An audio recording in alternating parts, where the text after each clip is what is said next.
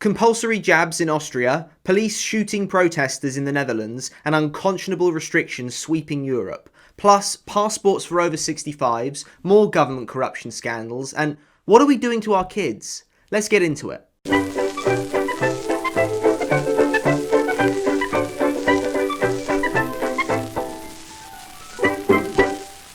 So the government have confirmed the date all NHS staff will need to be jabbed by. April 1st. April Fool's Day. What a joke. Well, it's certainly not a joke for the workers who'll be losing their jobs, nor the British public who'll undoubtedly suffer as a result, with the NHS set to lose between 80 to 100,000 experienced staff, with many feeling betrayed and announcing they'll quit if Javid doesn't back down. Which is precisely what our wonderful NHS needs, while it's already failing patients, and not because of COVID. A record 5.8 million people in England are currently waiting for hospital treatment, with over 300,000 waiting more than a year. And we're really looking after our elderly, hence we had to sack around 50,000 care workers for refusing the jab, because we have to do whatever we can to protect and care for the elderly. I guess that's why dementia assessments have fallen by a third. Oh, and paramedics have been warning about long ambulance waits putting lives at risk, with a 56-year-old mother dying last month whilst waiting an hour for an ambulance while screaming to the call handler, "Help me, I'm dying, I can't breathe."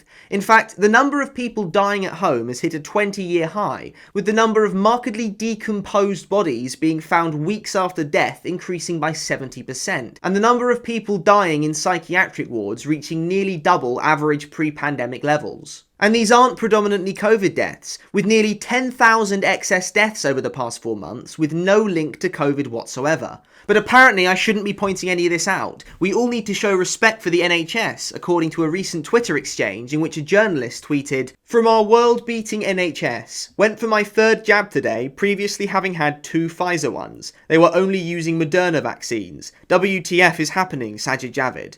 And Sajid Javid actually replied with, "So what? How about you show some respect for the NHS?" Aside from the obvious, that this obviously isn't how you expect politicians to speak to journalists in a democracy, what does that actually mean? Show some respect for the NHS? He can't mean the NHS staff who were out on the deadly front lines during the deadly pandemic, because if he did, he wouldn't be sacking up to 100,000 of them, by the government's own estimates. No, you need to show some respect for the NHS as an institution, a public body, a branch of the state. But while we're on the topic of Sajid Javid, I have to point out the inconsistency and how the vast majority of people accept whatever they're told by perceived authorities, no matter how inconsistent. It's now been long established that the vaccine doesn't prevent recipients from catching or passing on the virus, and in fact the fully vaccinated carry the same viral load as the unvaccinated. Then a few weeks ago we had Boris openly saying it doesn't prevent spread whilst trying to peddle boosters. A lot of protection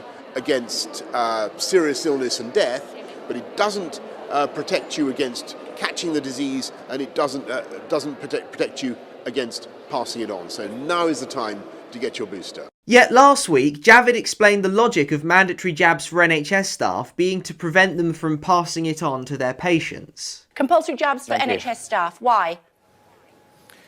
Because, first of all, let me just thank the NHS and care staff for the amazing work they do, but especially those that have already chosen to take that vaccine. And they've done that not only to protect themselves and their colleagues, but most of all, they've taken it to protect their patients. And that's why, that's really at the heart of this. This is about patient safety. This all makes perfect sense, and don't you dare suggest otherwise. Thankfully, Javid had some help from his predecessor in selling the public on mandatory jabs for NHS workers, with Matt Hancock re-emerging with a column in The Telegraph. The case for compulsory vaccinations for NHS staff is overwhelming. There is no respectable argument left not to force health and social care workers to get jabbed. Though I'm not sure if Matt Hancock is the best person to have endorsing a policy if you want to win over the public, considering a recent survey which found the public immediately associate Matt Hancock's name with the word sleaze. But that hasn't stopped him from being offered an £100,000 book deal to write about his role in the pandemic, and an opportunity to paint himself as a hero. But for the most part, he's been keeping a pretty low profile since losing his job as health minister back in June, as his name is total poison to the British public.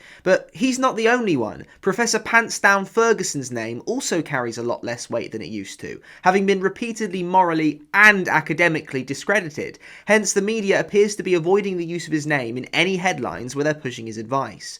For example, The Guardian recently referred to Ferguson as simply expert calls for younger people to be offered COVID boosters in UK. And the BBC simply said a leading scientist has said rolling out booster jabs to younger age groups could help cut COVID infection rates to low levels across the UK. The majority of people only read the headlines, so they won't see that the scientist or expert is in fact Neil Ferguson. I guess it shows that the press are aware of the fact that Ferguson's name now carries less weight than an anonymous source. But obviously, these calls for boosters for younger people have been heeded, with the government now offering boosters to over 40s, and then inevitably roll it out to younger age groups too. Plus, Boris is now warning people to get a booster or face more restrictions. Definitely a free choice and not coercion in the slightest. The government have warned that after getting your first 2 doses, you won't be able to go on holiday if you don't get your 3rd one. I know the majority of people didn't exactly sign up for that when they got their initial doses, but at least some people will see where their compliance gets them, with Nadim Zahawi suggesting they'll need to get a booster every year forevermore. Oh, and Sajid Javid refused to rule out booster passes for the over 65s, saying the government are looking at following in France's footsteps of denying over 65s access to venues if they aren't triple jabbed, and that will need to look at what constitutes vaccination. Over 65s in France will not be allowed access to restaurants, on trains, etc., unless they've had their booster. Is that something that you might look at? We're not looking at that yet. You're very focused on our booster program, as you would imagine, over 10.6 million boosts, I think, throughout the UK so far already, a record number of bookings, many people coming forward. I think in due course, we will have to look at what constitutes vaccination. But at this point, the most important thing is that anyone that's eligible gets out there and gets their boost. Okay, you said yet, so potentially in the future. I can't rule that out. For context, in France, over 65s who haven't had their booster won't be able to access trains or restaurants. But it's not just France. In the Netherlands, they've reintroduced a partial lockdown, with businesses forced to shut at 8 PM. And of course, it sparked protests, with the police violently dispersing protesters with water cannons, and last Friday, the city of Rotterdam descended into full-scale riots, with police vehicles smashed up and burnt out, and police firing live ammunition in what was initially described as warning shots, until it turned out they'd actually hit 7 protesters, at least 2 of whom were very badly wounded, as shown in footage from the scene. And in one clip, you can see other protesters trying to help an injured man while police continue to fire, with protesters desperately asking the police to stop. Stop! Stop! Stop it! Stop it! Before being forced back by gunfire to leave the man bleeding out. It might sound like an extreme comparison, but I can't help being reminded of Tiananmen Square. Tiananmen Square wasn't a peaceful protest either, but what was shocking about it was that it showed the police and army were willing to open fire on their own citizenry standing up to oppression. It sent a clear message that the security forces weren't there to protect the people from the government, but to protect the government from the people. And whilst the scale of the bloodshed isn't comparable, the implications are exactly the same. The police in the Netherlands don't serve the people, and if the people stand in the way of the government, they will be executed. But even more terrifying is Austria, where they first introduced a lockdown for only the vaccinated, which is concerning enough as it involved police routinely approaching people and demanding to see their vaccine documentation. But it was widely seen as unenforceable, with police reportedly failing to prevent the unvaccinated from moving around. So they decided to go the whole hog and lock down the whole country again, as well as compulsory jabs for every Austrian from February. People who don't take the vaccine are expected to face administrative fines, which can be converted into a prison sentence if the fine cannot be recovered. So they went from, if you don't take multiple doses of this state-mandated substance into your body, you'll be locked in your home and won't be able to live any semblance of a normal life, to, we'll just throw you in prison if you don't comply. This, in my opinion, is where people need to draw the line in the sand. Over a third of the Austrian population is unvaccinated, a third of the population becoming criminals overnight. There's already been large protests in Austria, but it'll be interesting to see how the Austrian people respond to this tyranny in the long term. Because if they're going to throw you in prison anyway, some people might be thinking, I might as well give them a reason to throw me in prison. It is a real fight now for freedom and ownership of one's own body and one's own soul. And it's spreading, with neighbouring Germany following a similar path, starting by barring unvaccinated Germans from public venues, including restaurants, and then announcing that they're considering compulsory jabs just like Austria. Meanwhile in Slovakia, they're barring the unvaccinated from all non-essential stores, shopping malls, gyms, pools and hotels. And here in Britain, in Wales, they've extended their COVID pass to cinemas and theatres now, as well as nightclubs, and one cinema owner in Swansea had her business shut down by the council for refusing to enforce this discriminatory policy. In Scotland, they were proposing extending their passports to pubs and restaurants, but the Scottish government were forced to back down. Though, according to a recent report in The Times, unvaccinated Scots are unlawfully being routinely turned down from jobs due to their vaccination status, with job adverts reportedly stating the unvaccinated need not apply. Meanwhile, Gibraltar has just had to cancel their Christmas celebrations due to an exponential spike in COVID infections. One amusing observation is that Gibraltar has among the highest vaccination rates in the world, with Our World in data showing 118% of their population fully vaccinated, due to some Spaniards crossing the border to get jabbed there too. The most vaccinated place in the world, and they've just cancelled Christmas. Meanwhile, in the US, Florida, with a roughly 60% take-up and a notable resistance to lockdowns and vaccine and mask mandates, is seeing the lowest infection levels in the US. How surprising. But something that actually is surprising is Russia, which has up to now resisted vaccine mandates, has now introduced incredibly draconian restrictions on the unvaccinated in much the same vein as Germany or France. Russia following behind Western Europe on authoritarian control over citizens, though never let it be said that the world can't change. Over in the Philippines, bear in mind a few months ago their president threatened to throw the unvaccinated in jail, though such policies haven't yet manifested. Their schools have been shut for the past 20 months, and they've only just allowed children back. But looking at the state of their classes, it could be far more damaging having the children in school. Students have to take their temperatures, complete a health form, and wash their hands before entering class. Students who wore face masks and face shields sat at desks that were partially covered by plastic windows. To reduce mixing, children are required to eat lunch at their desks and are only allowed to leave the classroom to go to the bathroom. It doesn't take a genius to realise the potential psychological damage they're doing to their children, and how this could impact their social development and how they relate to others for the remainder of their lives. Back here, where it's obviously far less extreme than in the Philippines, we're still imposing restrictions on our young for something that, for all intents and purposes, doesn't affect them. A recent investigation by The Telegraph found that out of a total of 3,100 child deaths over the course of the pandemic, only 61 of these children died with COVID, 25 of those were as a result of COVID, and only 6 of those children were believed to be healthy and had no known underlying health conditions. More children were killed by Joe Biden in that one drone strike in Kabul than the total number of healthy children killed by COVID in the UK. Yet in spite of that, councils are now ordering schools to reintroduce mandatory face masks. And although the risk children face from the virus is demonstrably very small, their risk from the psychological warfare is not. One very poignant example of the profound psychological and societal impact was the recent story of a baby whose first word was mask. Not mama or papa, but mask. But to get an idea of the wider picture, we've already heard how lockdowns hurt child speech and language skills, and that consequently children were behind in speech and understanding as a result. More recently, we've heard how lockdowns have caused a massive spike in child obesity, and that the majority of young people in the UK now suffer from insomnia. And we've also heard about an alarming rise in youths, particularly teenage girls, developing Tourette's-like tics, believed to be as a result of anxiety, and spending an enormous amount of time on TikTok, believe it or not.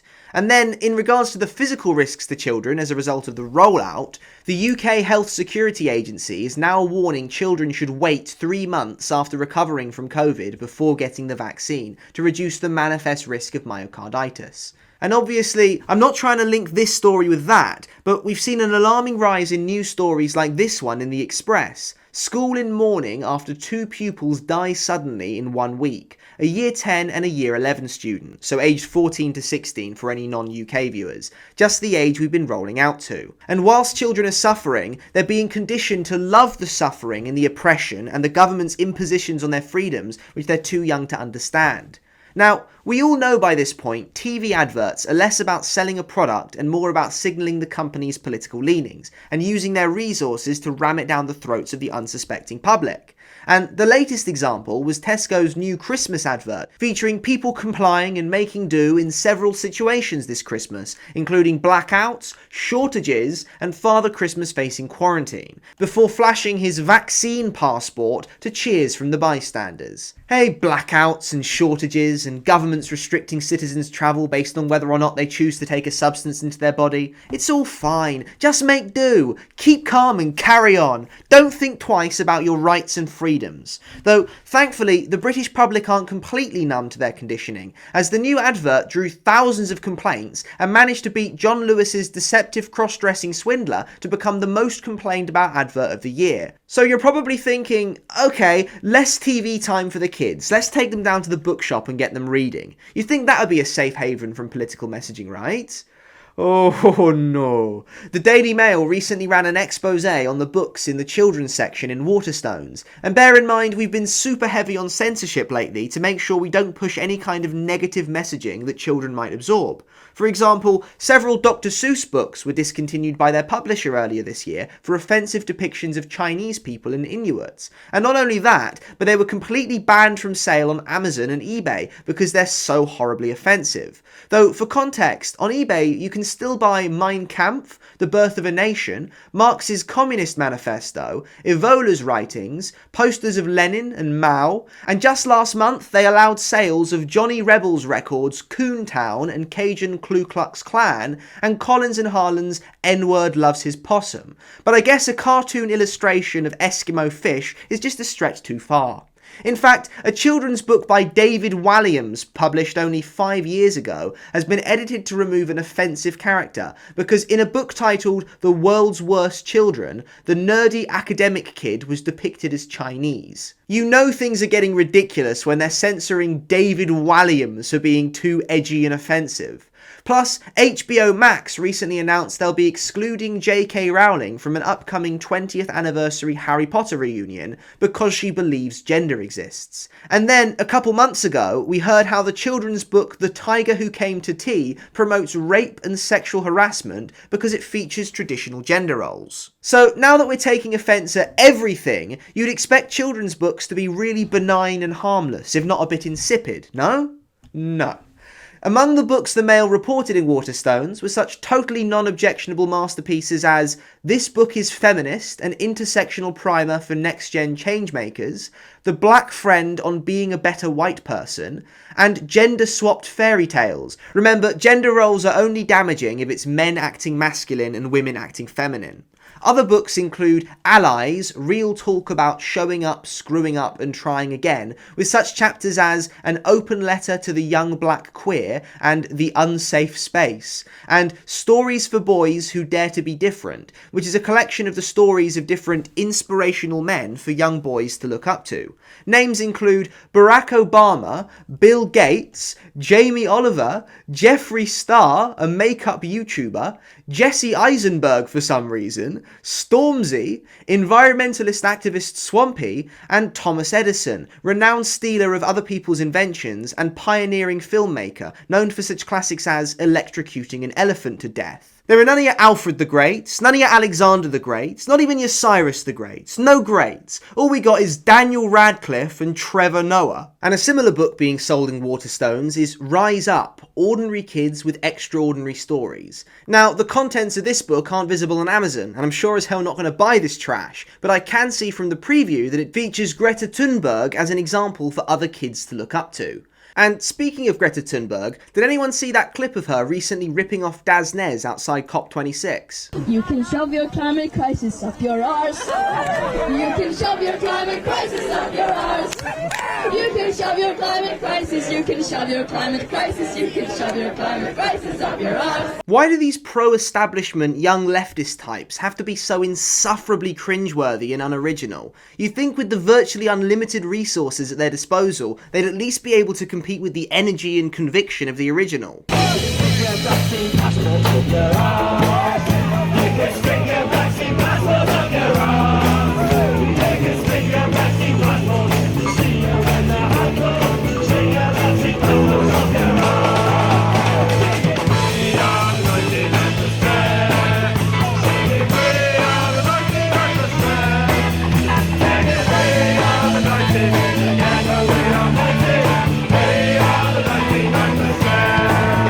You see, that's conviction. Those are people who genuinely understand and believe in the cause they're standing for. These climate kids have no idea what they're talking about, hence they don't answer any questions. After the slogans, she didn't want to answer any questions. Greta, the whole world's listening. What are you saying? Please, no saying, please leave us alone.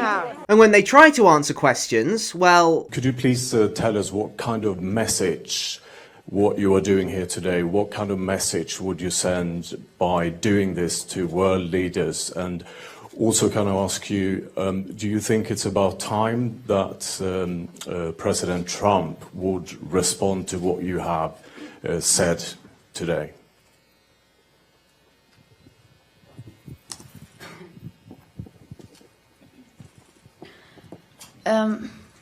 I think... I'm sorry, what was the first question? What's the message you would like to Yeah. send to our leaders Yeah. by doing what you are doing? I think what we want to send is... The message we want to send is to say that we have had enough. And anyone else wants to answer that question? I can't speak on behalf of everyone. Overlooking the obvious ulterior motives as to why a child would want to protest to get off school, there are a few other factors at play here. You see, they push this stuff with other kids to try to make it look trendy, one recent example being Greta featuring on the cover of Vogue magazine. But an even more obvious one I saw recently was this sponsored article by H&M in the Times, so basically an ad for H&M clothing. But like I said earlier, everything has to push a political message. Meet the amazing kids we should all be modelling our lives on. Out of the 4 features, the first is just a vegan baker, so nothing too objectionable. But the other 3 are the nature boy, a 6-year-old who his parents are trying to turn into an environmentalist social media influencer, not exploitative in the slightest. Then there's the petition girls, signing petitions to raise awareness about the environment. And the eco-warrior. That's literally how they bill this 9-year-old, the eco-warrior. So they push these kids campaigning and try to link it with fashion, and it gives other kids the impression that being an insufferable activist for the UN is the in thing at the moment, and all the other kids are doing it, so why not join them? It's the same reason why so many people have complied with every one of the government's demands over the past nearly 2 years. Everyone else is doing it, so just go with the flow. A very famous psychological experiment conducted by Darnley and Latané in 1968, also known as the Smoky Room experiment, involved participants being placed in a waiting room and the room beginning to fill with smoke. When the participant was alone in the room, 3/4 would go and raise the alarm immediately upon seeing the smoke. However, they then repeated the experiment with 2 other people in the waiting room with the participant, and they've been instructed not to react in any way to the smoke. Well, when no one else reacted to the smoke, the participants tended not to either, with the vast majority following the plants and sitting by as the room filled up with smoke. Only 10% of participants raised the alarm when there were other people in the room who didn't react. 90% of people will just follow the herd and ignore their instincts, even when their lives are at stake. And of course, the other famous experiment of that era was Milgram's study of compliance, in which participants were made to believe that they were administering electric shocks of increasing voltage to another person, and the vast majority were willing to administer lethal voltages and to continue doing so after the perceived victims stopped responding, simply because an experimenter in a white lab coat told them they had to do so. The majority of people will comply with a perceived authority figure, even if it involves killing another human being. A substantial proportion of people do what they are told to do, irrespective of the content of the act and without limitations of conscience, so long as they perceive that the command comes from a legitimate authority. If in this study, an anonymous experimenter could successfully command adults to subdue a 50-year-old man and force on him painful electric shocks against his protests, one can only wonder what government, with its vastly greater authority and prestige, can command of its subjects. So we know that the majority of people will do anything if they perceive that command to come from a legitimate authority. And we know that the majority of people will do something if they think that's what everybody else is doing. And so you can see why their propaganda has been so effective in so many ways, in regards to both compliance with government orders and why youths are stirred to action on the so-called climate crisis. Because in addition to the depiction of other kids taking action, it also comes from authorities, having been taught constantly in schools for several decades, and Nadim Zahawi, who's now Minister for Education following Boris's cabinet reshuffle a couple months back, has now required primary schools to teach green issues, as well as more green education in all subjects in secondary school to, in the words of the Department of Education, put climate change into the heart of education. And looking at popular culture, you can't escape it. All the major TV soaps, Hollyoaks, Coronation Street, EastEnders and Emmerdale, all teamed up to do a crossover episode about climate change. The band Coldplay have announced their next tour will have an eco-friendly focus, and the Magic Circle recently appointed their first ever female president who uses magic to raise awareness about climate change. Even simple magic tricks have to promote the latest political agendas. There's no escape from political messaging, and if that isn't a hallmark of totalitarianism, I don't know what is. And as a result, in addition to lockdowns and the fear-mongering around the virus, the green agenda propaganda is also taking a toll on children's mental health, with the rising phenomena of eco-anxiety, with young people worrying about the planet literally melting down. But can you blame them when they're constantly seeing headlines in the media from perceived scientific authorities like "Adapt or Die," "Code Red for Humanity," and "World Conflict and Chaos if we don't have more global green regulations"? If you were in the 90% of people who'd burn alive if others did too, you also would be stirred to anxiety and action, especially when they've also got the positive reinforcement from authorities, with police praising the good-natured climate protesters in Glasgow during COP26, despite protesters slashing the tyres of around 60 vehicles, leaving a notice on affected cars reading, "Attention, climate violation. Your SUV contributes to the second biggest cause of carbon emissions rise in the last decade. This is why we have disarmed your car by deflating one or more of its tyres." How is slashing tyres helping the environment? Surely the driver will just replace the tyre and throw out the old one, creating more waste. Clearly they don't think these things through, but thankfully the majority of people living in Britain aren't that moronic, with recent surveys finding the majority of Brits don't trust the government's environmental plans, and the majority of people would prefer a referendum on plans for net zero, because the British public didn't vote for the Green Party. And now voters are abandoning the Conservatives in droves, with polls putting Labour ahead of the Tories for the first time in over a year, and one poll giving Labour a 6-point lead. And it's not because Labour are so wonderful or people love their policies, it's because the Tories have become so engulfed in various corruption scandals.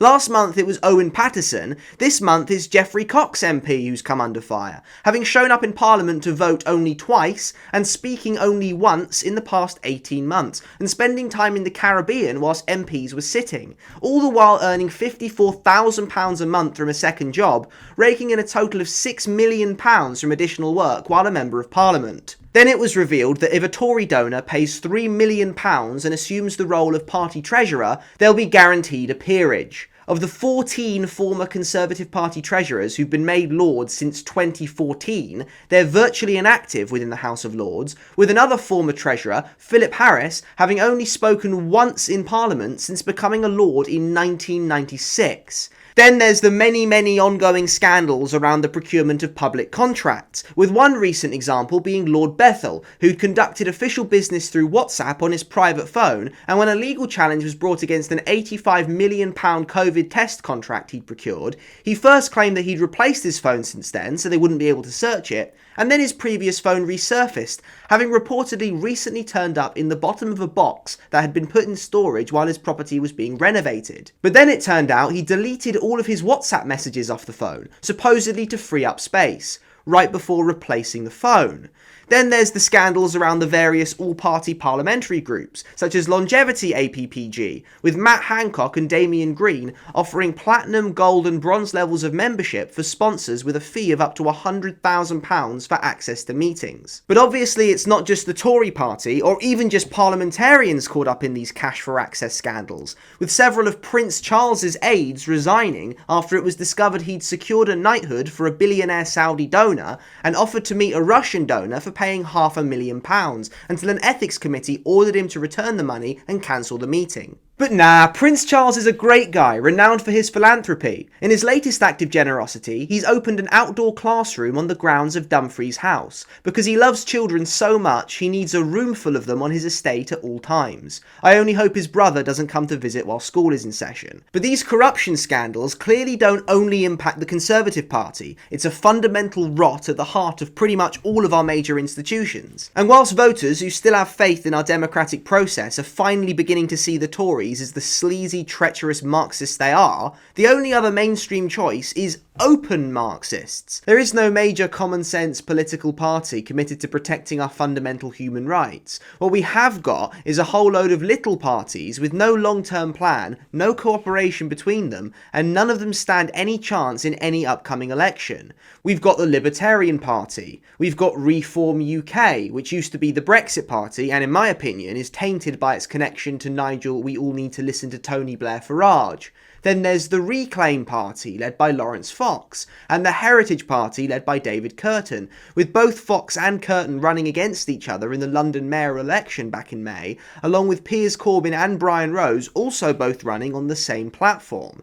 Until we see some cohesion, this movement stands no chance of reforming our political landscape through the existing processes, or indeed outside of them, and will be stuck with some crooked Tory or Labour Marxist forevermore. But to end this on a more positive note, even if people aren't able to find representation through elections, people power, and to some extent public outrage, can sometimes have a positive impact. One small example is the BBC pulling out of Stonewall's controversial diversity champion scheme following the investigation that found that the BBC were paying Stonewall to lobby them and that this outside body was influencing the policy of the public broadcaster. It was the public outcry and the negative publicity the BBC were receiving that forced them to leave it. Though, with that said, they've since launched a new diversity scheme in partnership with Involve UK, whose founder and CEO is a self-declared proud Stonewall ambassador. So really no change there, but it's the principle.